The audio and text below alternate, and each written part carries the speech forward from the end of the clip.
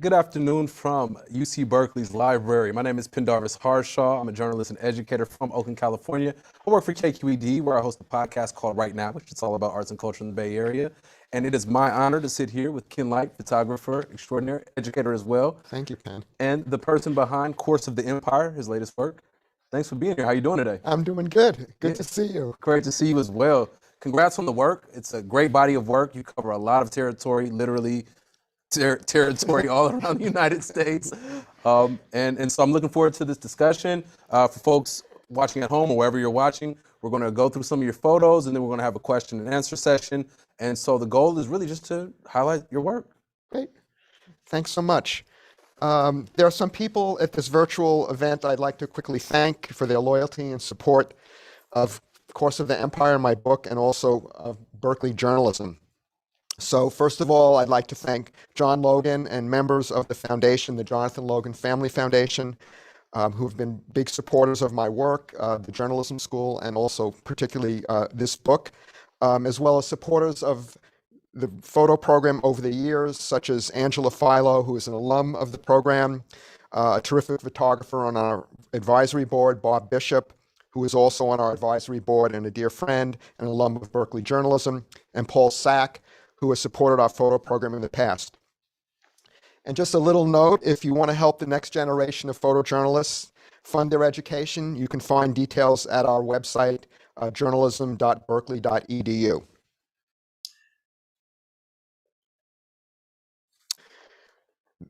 My essay in the book starts off with these words: "This is not the America I grew up in." As a photographer who has photographed over the last 50 years in every corner of America, I realized that instead of conditions improving, drastic changes in the social fabric of the United States had made life in the lower rungs worse. I'd seen the hatred people had absorbed from the angry, bombastic, conservative radio talk show and TV programs. Our government has become less and less concerned about the little guy. Politicians hardly venture outside their comfort zone and their fundraising social circles. I began to realize that inherent in our American dream is the idea that our country, our empire, will continue as an ever upward trajectory. But history reminds us that empires are fragile organisms. And so with this in my head, I set out on a journey in 2011 to tell a story that was haunting me. My first stop was the east side of Detroit, and this project took me across the country for more than 9 years. Detroit, Butte, Bakersfield, Oil City, Los Angeles, Orlando, Oakland, Mississippi, Portland, Chicago, Dallas, Idaho, Montana, North Dakota, New York, Arkansas, Kentucky, and Indiana, and then maybe a few other places I'm not remembering. These are just a few of the states and cities and rural communities I visited. Many and a lot of my encounters were random moments or events discovered on the fly, many unexpected. I didn't have to look very far to find the fraying of the social fabric. Even though I've been photographing in America for decades, I was shocked by the faces, voices, and stories of lives locked in despair in a way that I had never observed before. I also wanted to see the unfathomable but well-hidden wealth in America. It's behind security walls, surveillance cameras, and private invitations. It's not easy to get access to this world, but the statistics are right in our face. The visual narrative in the book is divided into 10 chapters with 209 photographs. I want to share some of the images with you and with Penn, and we'll talk about some of the photographs as we journey across our American empire. So the first chapter is Topography of a Nation, and the idea of this is to just give kind of an overview of the places that I saw. This is the Upper West Side in New York. This is a small rural town, downtown Goodland, Kansas. And the book also has single images, but also double page spreads where the photographs are juxtaposed against each other. The picture on the left is called Truth, Justice, the American Way, Metropolis, Illinois. And the picture on the right is a limo driver on the Upper East Side of New York City. This is Interstate 15 in Idaho, and it's interesting, a couple of my students said, how did you take this picture? And I said, don't do what I did, which was I'm driving the car, focusing my camera, which is a film camera, rangefinder, and going back and forth and trying not to get myself killed or kill the motorcycle rider, who actually never saw me as we drove. The picture on the left is 125th Street in Harlem, and the picture on the right is the Magnificent Mile in Michigan Avenue in Chicago. This is Chicago, Millennium Park, in July. As I mentioned, one of the hardest things was actually getting access to wealth, and not easy. Behind security walls, people don't like photographers often to be there. One of the things that I was really interested in was the big opera opening in San Francisco, and it was hard to believe the theme of this particular opera opening was the Roman Empire. Fitting. It was really fitting for me, right? Yeah. And they had people dressed up as Roman, soldiers with spears, and I mean it was crazy. And I was lucky that a colleague worked in a newspaper in the Bay Area, and I called her and I said, "Do you think you can get me credentialed?" And she says, "Well, what are you doing?" And I said, "Well, I'm doing this project, course of the empire, looking at America, and photographing wealth is really important." And she said, "Well, when is the book going to come out?" I said, "It's 4 or 5 years." "Okay, no problem. I probably won't be here." And so she got me credentialed. Slide, yeah. Yeah, she got me credentialed. And this is an event where people were paying $10,000 a plate to go to the dinner and attend the opening of the opera. And as you mentioned, one of the major themes in the book is juxtaposition in between messages or really economic, differences. And so you mentioned this extravagant dinner that's happening in San Francisco, and then what's happening in the world outside of this in San Francisco. Right. You walk outside and there's the big Civic Center Park, and there's homeless people, and there's people on drugs, and there's, poverty, and yet here are these people sashaying in with, not only are they paying $10,000, but the women are wearing dresses that are $5,000 or $6,000, designer dresses. It's the very well-known wealthy people in San Francisco. And it was really an eye-opener. I mean, it's a world I don't know. It was an eye-opener. Your book concludes with an essay where you're livid, you're mad. I am mad. You're mad at like this crumbling empire that you've seen. And one of the things that's mentioned in that essay is this scene, specifically the diamond rings. Yes. The jewelry. The jewelry. Yeah. The light reflecting over the giant diamond ring. Which woman could have a bigger diamond ring than the next? And yeah, I mean, that's part of the whole problem that I was observing as I traveled. This is a store window in Miami Beach. One of the themes that repeats itself in the book is the American flag, and I just find it really fascinating. The icon of the flag and what it means to people, and they fly it everywhere you go. I mean, and of course, the American flag bikini on this oversized model is ridiculous. And the guy on the right is a panhandler with a glass eye on Coney Island. Holding a dollar. Holding the dollar. The other American flag. The other American flag, absolutely. Yeah. This is Century City in Los Angeles. And the second chapter is called Capital. And this is where I try to look at wealth in America, what I call capital. This is, of course, the cover of the book, which I guess when I saw this in Los Angeles, I said, "This is America. Why this? Everything is for sale." You have so many photos of like just real graphic stuff. Why this photo for the cover? It like I said, it really represented what America was for me. Everything's for sale. It doesn't matter what it is. And just the idea of the giant balloon in the sky with a sail and the flag, and it just felt like this was the story I was trying to tell. Do you know what it was actually selling? Yes. So, so and this talks a lot about being a photographer, I think. So I'm driving in Los Angeles on the freeway, going to some other point to photograph, and I look up, and there's this balloon. It's a car lot. Mm. And so they had a lot of different balloons to draw you into the car lot. So I see it and I say, oh, this is it. I have to go there. So I pull off the freeway and wind my way to the car lot and pull in. It's, new cars, and I don't know, maybe it was a Washington birthday sale or whatever. And I get out and I walk onto the lot and I start photographing. And the salesman comes out. He wants to sell me a car, right? Yeah. And he says, "What are you doing?" And I'm like, "I just love this balloon." And that was enough. And so, a lot of times things that you saw had a different meaning to you. It's almost like they're conceptual in explaining your experience in the story you're trying to tell. And I think this is one of them. I'll get deeper into it later, but having that lens and looking at the world through a specific lens, I'm sure can bring about some benefits and detriments, but yeah. Yeah, absolutely. Wall Street. I actually spent, 3.5 months trying to get into Wall Street, onto the stock market floor, with the help of my agent at Contact Press Images, Jeffrey Smith. And Jeffrey at first said, "Ken, it's going to be really easy. We'll get you right into the stock market to photograph."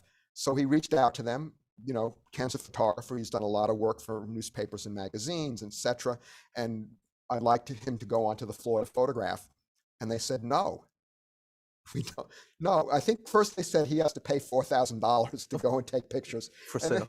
And then he explained, well, it's not a commercial shoot. It's reportage. Mhm. He's a documentary photographer. And they still said no. So then he said, I'm going to go to the New York Times and ask the New York Times if they can help us get in. So he went to the New York Times and they said, well, we really can't. It's not an assignment, so it's, not ethical, but we'll write a letter saying, yeah, he's an important photographer. His work is known. You should admit him. No. What? Said no. Then he said, let's reach out to Fortune magazine. They're the magazine of capitalism. If they can't get us in, I don't know what we're going to do. So I had a meeting with Mia Dahl, who is the director of photography at Fortune, and talked to her about the work. And she says, oh yeah, I'll write a letter and see about getting you onto the floor. No, rejected again. So I'm like, wow, there must be some secret there.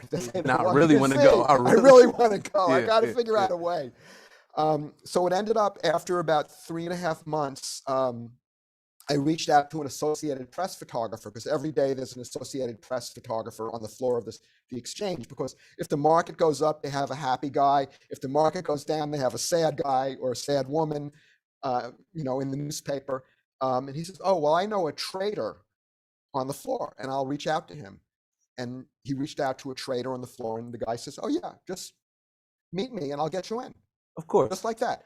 So I meet him at the entrance to the stock market, and they take my picture and give me a badge. And I figure at that point, a little trap door is going to open with alligators. I'm going to go into the alligators. But no, I got onto the floor. I walked around. It's like a TV studio, because everything is traded now with computers. Mm.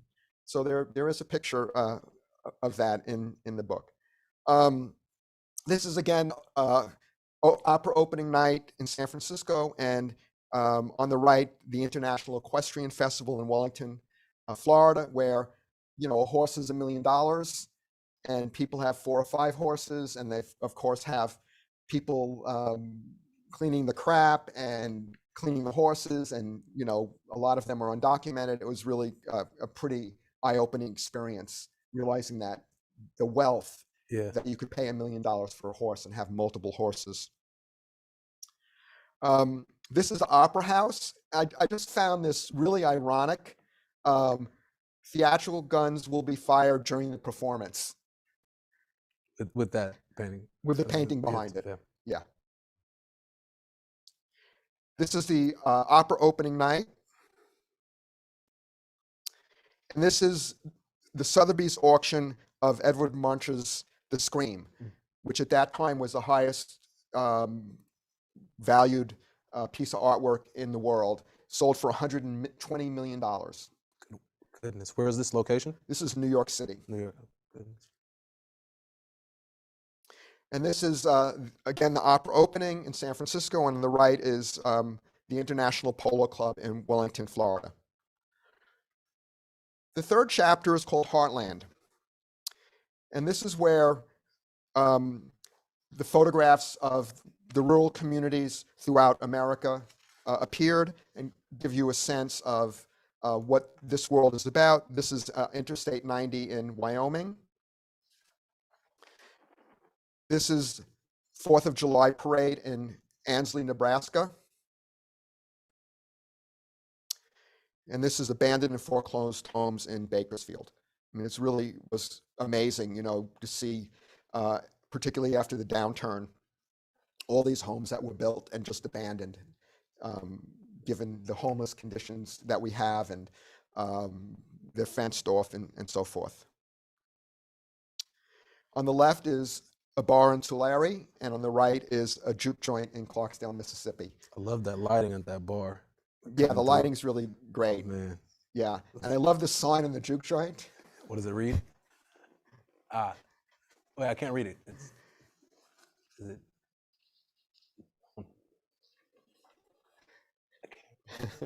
Come in peace or leave with the police. Straightforward. Very straightforward. And these are convicts in Mississippi, Department of Corrections. All right, so stop there. Stop. Yeah. So this conversation around access, and I'm like scratching my head, like, white guy in America can't get into the stock exchange. White guy in America has trouble getting into the opera opening, and then you turn around and you're with people who are incarcerated in Mississippi. How do you navigate access, like, in that realm? So yeah, this was a town called Jonestown in rural Mississippi, in the Mississippi Delta, and I photographed in the Delta. I did a book called Delta Time, so I was familiar with the communities, and I went into this town to photograph, and I noticed there were all these inmates. I mean, you know, classic, right? This is like 1930, right? With the pants. It looks like the movie Life with Eddie Murphy. And, yeah, absolutely, classic. And these guys were working in the town and doing different stuff. And I thought, oh, okay, I will follow them, but I'm going to go up and talk to them. And so I went over to where they were kind of hanging out, and said, hey, you know, I'm doing this book about America. Could I take a picture of you guys? Oh yeah, sure. And so they walked over to this spot in the town and made the portraits. Human connection. Yeah, and they were really, I mean, obviously they weren't happy that they were incarcerated, but part of it is just having the respect of the people that you're photographing and making them feel that they're part of something bigger, and you recognize them. And a lot of times people say, how do you get access? And I often say, well, I'm often photographing people in places that no one cares about. And people have a fear, but I find when you show up, people really want to tell their stories, and they want to be seen. Yeah. And you're sharing their stories. We talked earlier about T, which is a photograph in the book that we're not showing, was a prostitute that I photographed. And again, she was someone who wanted to share her story. So I think it's just feeling comfortable, having a lot of respect for people, understanding or trying to understand what their lives are about, and listening, a lot of listening. Yeah. And learning. I mean, it's incredible what you can learn from people and about their lives. This county fair in Illinois. And this again is Mississippi. Chopping in the field, $8.50 an hour. And on the right picture is Comstock, Nebraska. I love that these photos are paired. Like, why did you choose? I was going to ask, why do you like that they're paired? I'm going to throw it on you. All right, so first of all, you're in Mississippi, you're in Nebraska, so you got that geographic difference, right? And then when you think about parts of the country unseen, you think about the workers and the people who are living by the Second Amendment. But the shotgun clear on his chest, and again, access. Like, how did you get into this guy's, I'm assuming, room? Yeah, And bedroom. yeah, and so you write about the photo on the left, Yeah. and how you got access to these two women who are working in the fields. And so when I saw it, it was just two questions of access again, and yeah. And so I'll stop there and ask you, what's the story behind the guy with the shotgun? So the guy with the gun, again, pulled into this really small town. I see these guys hanging out by their house, and you can kind of see his kind of dirty, and he's not a homeless guy, but he's probably living on the edge. And we just start talking, and you live there? Yeah, I do. What's it like? You want to see? Oh, sure. Do you want to see? Just, hey, open my door, no Yeah. problem. Open. No, and it happens a lot, and it's really strange because I think I would never let anyone into my house Ever. like that. Yeah. But again, you're this photographer. You have cameras. You have a camera bag, and what are you doing? I'm doing a book, and people want to be represented. So I go into. He takes me into his bedroom, and he has a gun. Is that your gun? Yeah. Oh, okay. He grabs it, lays on the bed. And the gift is the American flag and the Dodge flag. I mean, that's kind of the gift. It's quality. So, all right, so then the added layer to that conversation is, how do you show these people in the margins in a dignified manner? Well, that's waiting and watching, and like the women on the left, it's probably 102 or 103 degrees that day, and again, these women were really proud to be photographed, and you could see that, and it's partly just waiting for that moment. And so I'm following. I mean, they know I'm there. I'm following them, and I'm just waiting for that moment when they kind of are in their own world, when they're thinking about something else, they're unconscious, and it's this great moment where the woman in the back takes off her hat, and they're just both looking, and it just was like just a beautiful moment. Waiting and watching. Waiting and watching. Yeah, all the time. This is a food bank in Pocatello, Idaho. And again, part of the random journey is you're just constantly observant, meaning that when you're driving, all of a sudden you see a sign that says food bank, Wednesday, 6:30, such and such a place. And you drive over there, and you ask, sometimes you just walk in. I mean, it really depends on the situation. How long did it take for you to compile all the photos in this book? 9 years. It's over 9 years. For 9 years, you were walking around with your antenna up? Yes. Constant. Always. When I'm on the road, always with my antenna up. And I have this mantra, course and empire. What fits into this idea? What am I looking for? For 9 And years. it could be the littlest thing. Yeah, but I'd go out for 3 weeks, I'd come back, I'd look at what I have, I'd think about it, then I'd figure out where am I going next. Okay, yeah. But I always have my antenna up because not only have I photographed, but I'm also editing the work and thinking what fits in. With conversations around burnout or working too much in journalism, like, how do you turn your antenna off momentarily just to take a break? Do you ever do that during that 9-year period? Yeah, I take a vacation. But even on your vacation, are you thinking about money, right? I watch TV, I read books, go to the gym, all those things that people do. But I'm always thinking about it. I mean, particularly this book felt so important, particularly in this period we're in, because a lot of these pictures are taken before Trump is elected. And then Trump gets elected, and we'll see that in a little bit. Let me just end with this last picture in this section, which is the father and son in West Helena, Arkansas, which was just an incredibly beautiful, beautiful moment for me, when the father holds the son up, and it's just, just wow. I mean, just that you're allowed to be there. I mean, particularly being a white photographer, and you're in this community, and people are just open, and there's just this incredibly beautiful moment of childhood. Just was, yeah. Pride Rock moment, like Yeah. in The Lion King. Yeah. Yeah. check section 4 is Metropolis, and that then looks at the city.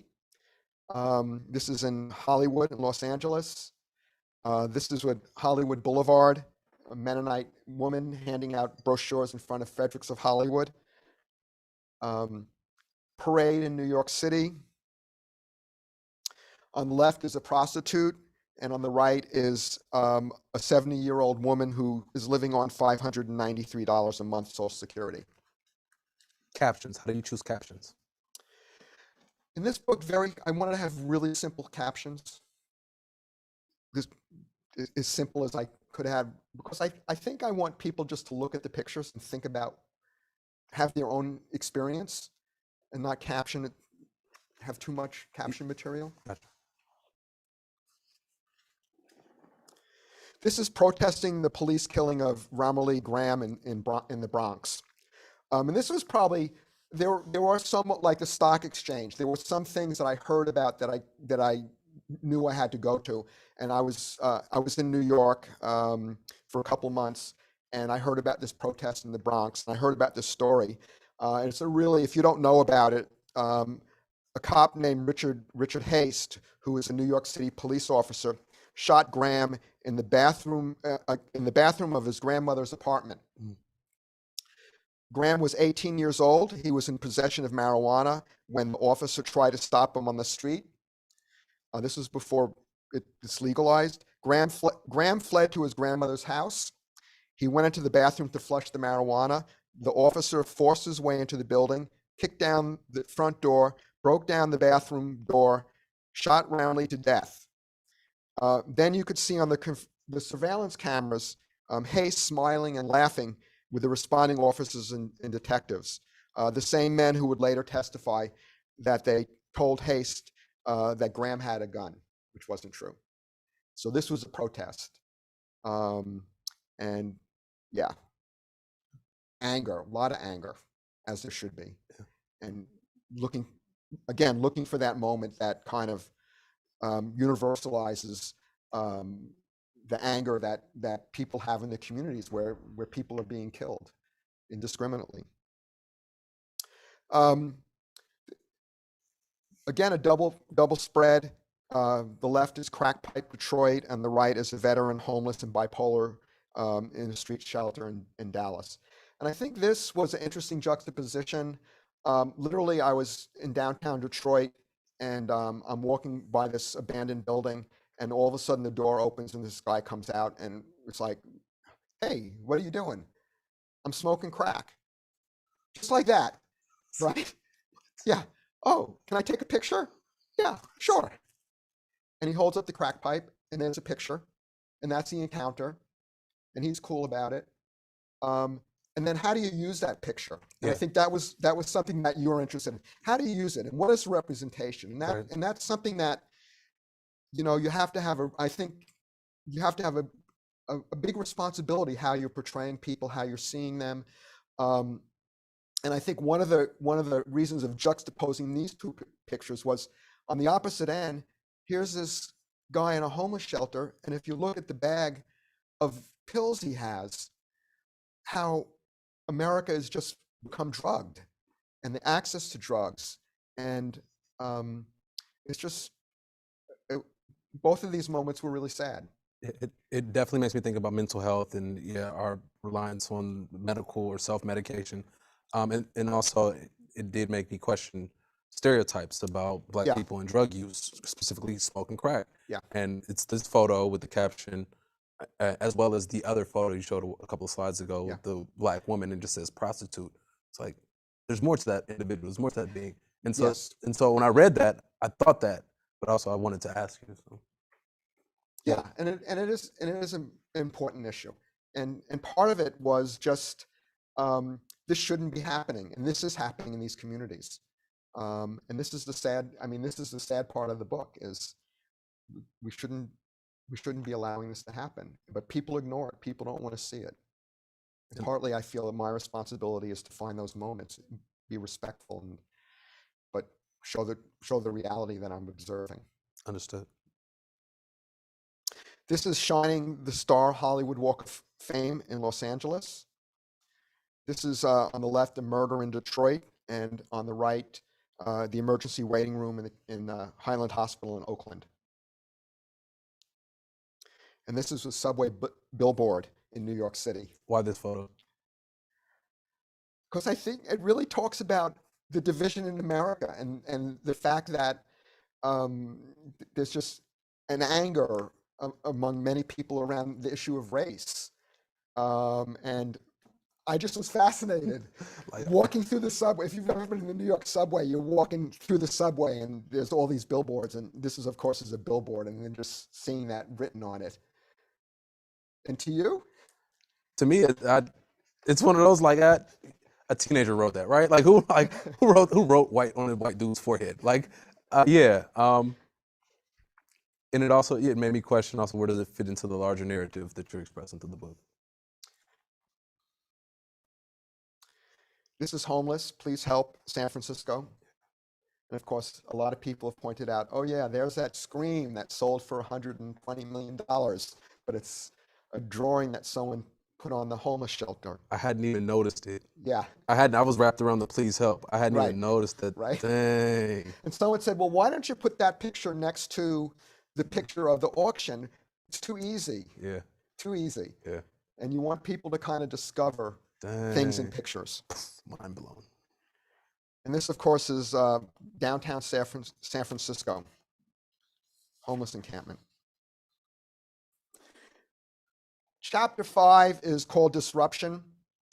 And this is where things begin to change as I'm photographing. This is Lincoln County, Nebraska. This is a hobo jungle in Colton, California. Times Square in New York City on the left, a political rally on the right for Occupy. This is a Michael Brown murder protest, 1 a.m. in Oakland. This is in Emeryville, actually. It says Oakland, but it's actually in Emeryville, Oakland border. Surveillance of the Statue of Liberty. I went out to the Statue of Liberty. How am I going to make a photograph? And then I go around the back and there's all these surveillance cameras. I'm like, oh my God. It's perfect. It's like perfect, but so sad, right? Yeah. And on the right is the U.S.-Mexican border fence in El Centro. And then we start the whole Trump thing. This is a political rally. This is before he was nominated. This is up in Sacramento. And then I go to the Republican convention. This is at the convention. This is the floor demonstration at the Republican convention. And then this is Donald Trump accepting the nomination at the Republican convention in Cleveland, Ohio. And that was a trip, being in the front row. Rudy Giuliani was sitting right behind me. I was kneeling with a whole bunch of photographers. And yeah, I don't even know what to say. I have a question for you. I'll let you get through this segment, but it's about this as a whole. Yeah. We'll get there. And then this is the U.S. Capitol. And I thought this was appropriate. Benjamin Franklin covered with a piece of plastic, kind of entering this new era of what is truth and what is America. And then chapter 6 is called Transformation. And this is a mural in Detroit of President Obama.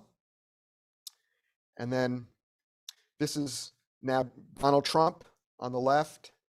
And on the right is the inauguration day in Washington of Donald Trump. And the day after, of course, was the Women's March. And this is that Women's March. I think this is one of my favorite pictures I made at the march. Just this woman and her daughter, just really beautiful. He's president. There's the White House. And again, this guy just holds up this bobblehead, Donald Trump bobblehead. Chapter 7 is regime. And it looks at the change and what the regime was at that point. On the left is the press waiting at the White House. On the right is the first State of the Union speech. This is the Comey hearing in Washington, D.C. Senator Bernie Sanders in the Senate. And on the left is the U.S.-Mexican border, shot from San Isidro looking into Mexico. So those folks are on the other side in Mexico. And on the right is a mural of Donald Trump building the wall that was in San Isidro. And then I made 2 visits to the White House, and this is one of them. This is Donald Trump being questioned by the press. Chapter 8 is called Divide. This is a MAGA rally in Elko, Nevada. It's interesting. I tried to get credentialed, and they denied me credentials, which was a shock, given that I had been at the convention and had been credentialed and cleared by the Secret Service, and I was at the inauguration. And my agent in New York called the White House and said, why is he not being credentialed to go to this Donald Trump rally? And they said, it's a political event. It's not a presidential event. And we can deny access to anyone we don't want, and we don't want him there to take pictures. But I made better pictures outside. Sometimes that happens to you, you know? And it also makes for a good story, too. And it makes for a great story. Yeah. Women's March in San Francisco. Both of these are the pro-life march in San Francisco that happens every year downtown. So George Floyd protest in Oakland, and a free speech protest in Berkeley. And I love that they were arresting the American flag. Just got to get this out of here. Right. Chapter 9 is Calamity. And of course, we all of a sudden were in calamity. We were in the calamity of Donald Trump. We were in the climate calamity. We were in the COVID calamity. I mean, it just all hit. I don't know how we survived. Maybe we haven't survived. I don't know. It's a new reality. It's a story we're going to look back on, I hope. And so this is a protest, climate protest in Berkeley. This is a climate march on the left in San Francisco. And again, you know, in photographing, you're looking for those moments. You're in a large crowd, and sometimes, you know, you're walking along, and there were these young children, 4 young children with their mom, with their sign. And again, it was just, it summed it all up for me. Yeah. Again, the pairing of these 2 photos, where the first one you're in tight, you're right in that scene. The second one is broad. You see it's a big photo of nothingness, of destruction, and that American flag. And the American flag, right? Yes, Yeah. I know. One of the sad things was seeing all the homeless evictions that were happening, this one particularly in Oakland. There is, as most of America, there's just, you know, so many homeless people, but here in the Bay Area, it's really, really sad and really horrific, and a problem that it seems no one wants to deal with. So I went out to a number of homeless camps, particularly evictions in which, you know, like this man on the right-hand side, you're not seeing, where they're knocking down his shanty, and whatever he can't move in that moment is just gone in the back of a garbage truck, and he's moving across the street, and probably, you know, 2 hours later he'll move back and start over. Nowhere to go, no social service help, etc. For those of you in the Bay Area, Grand Lake Theater. This was at the very beginning of the pandemic. With the message. With the message. Yeah. And then the wildfires, again, climate change. The wildfires were so bad in the Bay and up north in Northern California that the smoke came down, and it was like nuclear winter. I mean, I have another picture that's in color. I mean, the whole book is black and white, but the sky's red. This is actually 9 a.m. in the morning, and it was like 10 o'clock at night. This is the orange day? This is the orange day. Gotcha. Yeah. I don't think I've seen any black and white photos of the orange day. This is it. I'm it. Right. I'm like, it. wait a second. Something's missing. And then the last chapter, chapter 10, is the finale. And this is downtown Oakland. And I just kind of loved this picture. I don't know. There's something about the Rise fist, the Black Power fist, and Rise. But then there's this car with this kind of sunshade, raggedy American flag sunshade parked right there. Blinders. Yeah. Blinders, absolutely. And then this is Washington, D.C., Lincoln Memorial. People wandering around. I went there to, I just seemed like an interesting, poignant place. People came with different expectations of Lincoln, and I mean, it was really families. It was very, very interesting. This is a political rally in San Francisco. Impeachment march. Protest arrest in Berkeley. Presidential campaign rally in Richmond. Of course, it's after. I mean, sometimes the picture's at the end when everyone's gone, which this was for me. Election day in Modesto, California, in the gym. One of my favorites, Fox News projects Biden wins the presidency. You can't be there. You have to figure out a way to make a photograph. And then this is Inauguration Day in the state capitol in Sacramento. And then the last picture of the book is this picture in Detroit. Freedom. Yeah. Freedom. Yeah. Okay, so I want to turn to audience for questions. Yeah. I have one question myself, and just reading your essay at the end, you talk about you set out to capture an empire in flux, essentially, and what you saw was a crumbling empire. And I'm wondering, did you expect to see anything of the magnitude? Did you expect January 6th to happen? Did you see something like that coming? No, I don't think so. Not like that.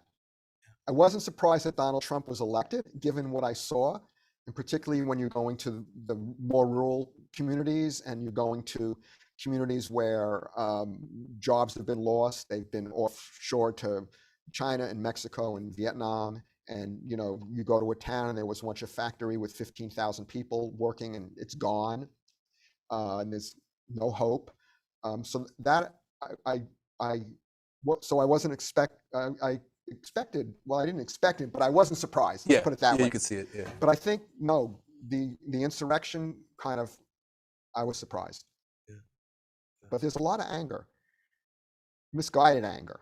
I was wondering, because you're seeing these people, you're meeting them, you're having personal experiences, so you could talk with them and get a sense of where they're headed. So, yeah. I have a couple of questions from the audience. I'm going to turn now. First one is, do you ever share your personal point of view, and what are you trying to say with the book with people as you are negotiating permission to photograph them? You talked about a little bit about the second part, but yeah, when I photograph people, I tell them, I'm doing this book. It's about America and what's happening in America, and clearly I've encountered people where something's happening to them. I mean, they're part of the story, and I think they feel like they're part of the story. So they tend to be, they're really open to being photographed and being part of it. I mean, the idea of being part of a book, it really empowers them, right? I'd love to be in a book. Yeah, it really empowers them in a way that, yes, my people are going to see what's happening to me. The first part of that question, is it even possible to be objective in your work? Probably not. Why do you say that? No, I bring my own. When I started out, it was course of the empire, and my sense that America's crumbling right there. You're making a statement about how you feel. You're not going in objectively and saying, "Oh no, there's good things. What are the good things that are happening?" Right. And there's other people who can tell those stories. It's like, okay, I know personally, being a documentarian, when you show up with a camera, people automatically change, so there's they do change. No way to just totally be a fly on the wall and be neutral. Yeah. Let's see, another question here. Were you at all influenced by Robert Frank's The Americans? I'm a big fan of Robert Frank's. I don't think my project when I went out, I don't think that I intended to be Robert Frank going across America, but you can't not, I mean, his work is so powerful in the 50s, and his work when it came out was attacked by everyone, being un-American and so forth. I think there was I think now people kind of understand that we're crumbling. I think then in the 50s, when his book came out, there was a sense that America is the greatest place in the world and he's just a grouch. And the things he's showing, yeah, they're isolated. But I think the things I'm showing in my book, I don't feel are isolated at all. Yeah. They're just unseen. Not the popular show, TV show. Not the popular TV show. Next question is, which is the primary goal for you, the political message or the fine photograph? Good question. I want to do both. Yeah. So on the journey of making the photographs, I'm always thinking how to think outside the box, how to make a stronger photograph, how to see differently, how to push forward with my vision. But the political part is really important, and hopefully you can do both. I mean, that would be the objective, to make a powerful photograph that really resonates, but draws people in because it has a really strong composition and the emotion is in the photograph. I mean, those are all hopefully, I hate to say packaged, but packaged in the frame. And you're always thinking about that when you're out photographing. I'm always thinking about the viewer.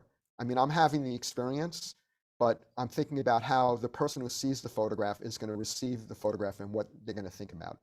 How it was taken. I'm thinking of that photo of the motorcyclist, and it's coming from the driver's side clearly, so you're clearly driving as you're right. What it took to get that photo, and it's well captured. It's it's like focus, the balance. And that's the fun of it, and the challenge. Yeah, trying to get both the story and the art. Right.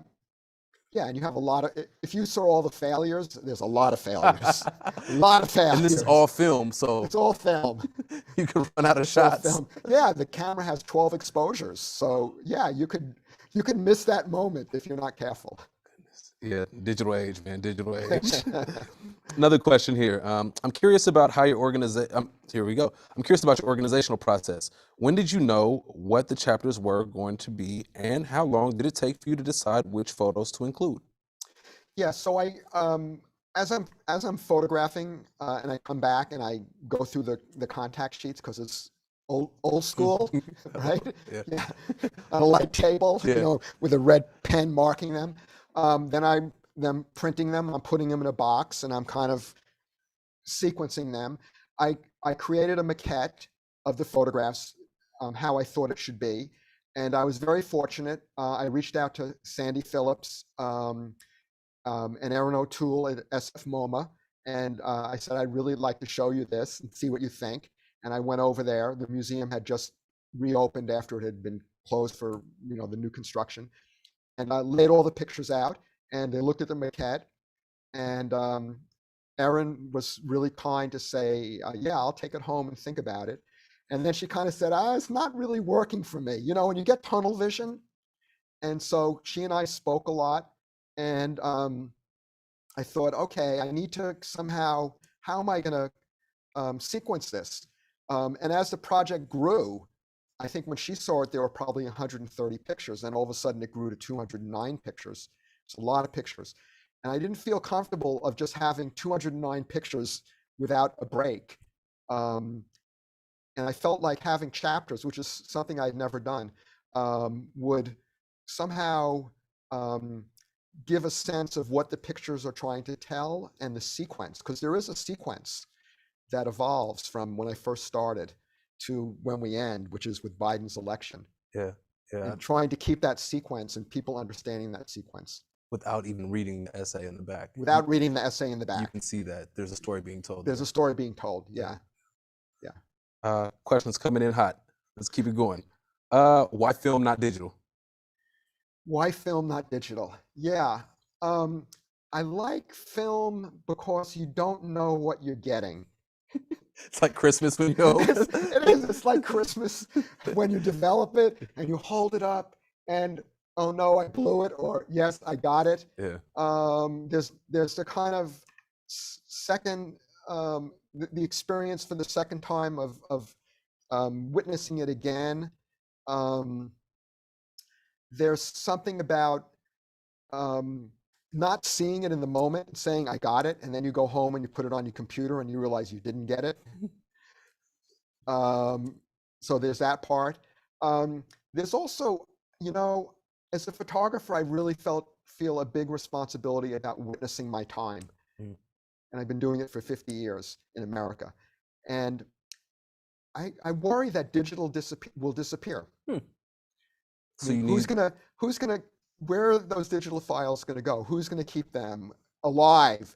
In 50 years, are we still gonna be using JPEGs? And if we're not, who's gonna convert them when you've left the planet? But the record is so important. Yeah. The record is important. As we know, we look back and we see pictures of the Great Depression, and we see pictures of child labor, and we see, all these pictures that tell us our history, good and bad, and ugly, as we know. And so film has a very, very long life. And people say, well, what if there's a fire? Yeah, well, of course. Yeah.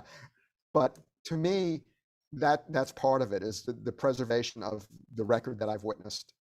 Totally understandable. I take photos on my phone, and when I buy a new phone, old phone goes in the drawer. Don't even look at the old photos anymore. Yeah, there you go. And then they start making that charger, and Right. Exactly. Let's see. A couple more questions. We got about 10 minutes left, a little less. Let's see. Here we go. Will the public get to see more of the many photos that didn't make it into the final edit in the show anytime soon? If so, where? Thank you for this conversation today. Thank you. So where? Not in my lifetime. So you got this extensive archive that's just stashed. Like, that's the other thing. Stashed. The printed photos take up space, so we're. Oh my God. You just in closet. If you know, I wish a closet. Storage lockers. 5 storage lockers.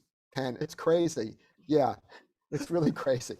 Boxes and boxes of photos. And I was saying to you, for example, this work I did in the early 70s in West Oakland when I was a young photographer. When I first moved to California in 73, in 74 and 75, the first project I did in California was photographing in West Oakland, which was, the community was great. I was this white guy, and at that time, all black community, a lot of history, and people just were so happy to be photographed. It was wonderful. And a few of the photographs were published, not many, because people would say, who cares? And now it's come full circle where West Oakland is completely changing, and some of that culture is disappearing. And those photos are so valuable. And those photos are valuable to the community, to the history. Exactly, not just to the broader world, but there are individual families who would love to see their grandparents. Right, their grandparents. Yeah. So part of it is you go back. You definitely go back. So we will see those West Oakland photos, right? You will see, yes, I hope you'll see the West. Okay. Yes, it will be a book, I hope, at some point. So part of it is going back, and who knows, in 10 years, I might go back to the work that I did in this project and revisit it. I'm doing a project now that I got from my Guggenheim Fellowship I got in April on the Rust Belt. And I realized, I had already photographed in Detroit 8 or 9 years ago. I should go back and look at those photographs, because there's probably photographs that I did then that could be incorporated in the new project. Makes sense. Walking the same beat. You said you've been at this, 50 years. Yeah. Couple more photos coming close to time now. Let's see. Wow. Here we go. Moving forward. What will the next 9 years look like for you? Will you continue to fight for justice through photography? I hope so. Yeah, so I'm doing this project now that's on the Rust Belt and what's happened to people in the Rust Belt. And part of that, I guess, falls off from this book, which is why are all these working class people voting for Donald Trump and Trump supporters? What is that about? And what has happened to their communities? And there's certain communities about. Flint, Michigan, about the horrific problems with the poisoned water. And I just read another community this past week. They found the same problem. But what is the community like when, the General Motors plant has disappeared, or the U.S. Steel mill has disappeared? And what is that world about? And then I'm also at the same time doing what I see as a climate change project, which is about wildfires particularly in Northern California, that I've been doing for about 4.5 years, mainly the aftermath, which I find really, really fascinating, because I think with wildfires, in the moment we see the news, we see these amazing photographs. There's a number of wonderful, wonderful photographers who are kind of like fire photographers. Mm-hmm. They get called out by the AP and the New York Times, and they photograph the fires. And I'm more interested in what's left after the fires, which are kind of mind-boggling. I mean, a picture I printed the other day, for example, from Grizzly Flats, was a church, and all you see is 5 chairs with the plastic melted off and the ashes on the ground. The building's gone, but you can see that it was a church. And it's just talks about the need to really take climate change seriously, because it really affects us all deeply. That's driving around that area, as I've told you recently, I've started this Northern California bucket list. I'm getting all up into the mountains and everything, and you see just how close fire is coming to people, or people are living next to fire danger, and also rebuilding after fire. While we're we have time for one last question. Let's do it. At the J School, we always tell our young writers to get permission, sometimes even sign releases for photos in which the subject is recognizable. Did you get releases? So some of the people I get releases from, absolutely. T, for example, and others I get releases. Others I don't. So if I'm on the street, fair game. Yeah. And I don't get releases. So it's a mix. I do both. Yeah. Do you ever maintain contact? Like you said, you sent T a copy. I sent T a copy of the print. Gotcha. But I'm not in touch with her. Let's be clear. Exactly.